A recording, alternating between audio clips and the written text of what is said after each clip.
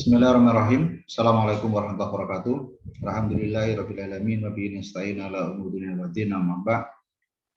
Teman-teman sekalian, kita ketemu lagi di pertemuan yang ke-10 untuk mata kuliah logika dan argumentasi hukum. Di pertemuan yang ke-10 ini, topik bahasan kita adalah bentuk-bentuk argumentasi hukum. Jadi ini akan kita mulai dengan kembali pada konsep dasar.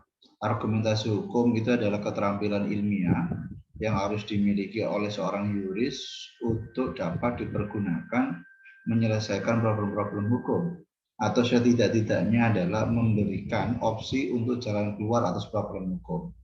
Apakah itu karena kekosongan hukum, apakah itu karena hukum yang saling bertentangan, apakah kemudian hukum yang kabur.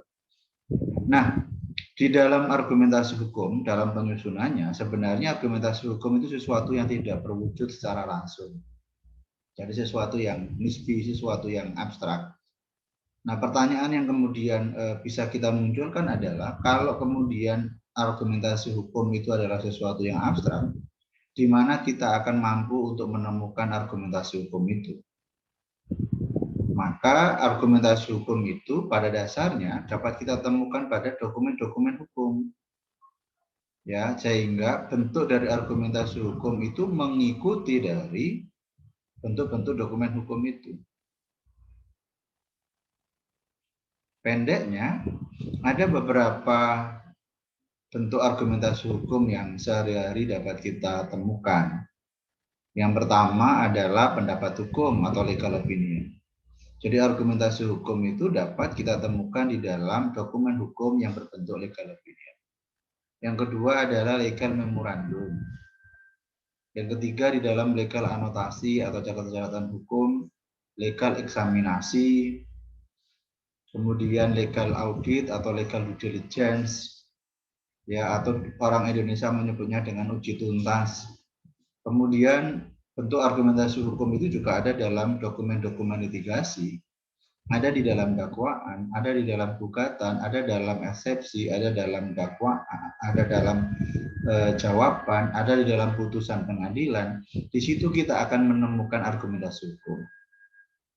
Termasuk juga argumentasi hukum itu bentuknya, secara bentuknya dapat kita temukan dalam dokumen-dokumen ADR, misalnya dalam risalah negosiasi, mediasi, rekonsiliasi, konsolidasi, dan lain sebagainya. Nah, kita akan menemukannya di dalam dokumen-dokumen itu terkait dengan bentuk-bentuk argumentasi hukum. Itu apabila kita baca dari hukum sebagai satu peranata untuk diterapkan. Argumentasi hukum itu juga dapat kita temukan dalam bentuk-bentuk dokumen di mana hukum itu diciptakan.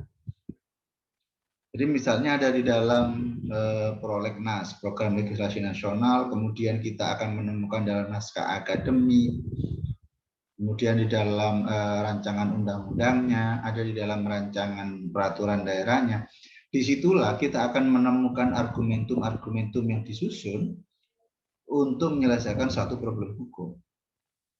Jadi sekali lagi, bentuk-bentuk argumentasi hukum itu menyesuaikan dengan bentuk-bentuk dokumen hukum yang disusun oleh seorang yuris atau seorang pekerja hukum.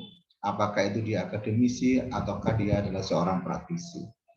Kiranya itu teman-teman, dan bisa kita lanjutkan dalam diskusi lebih lanjut di perkuliahan kita ini. Terima kasih.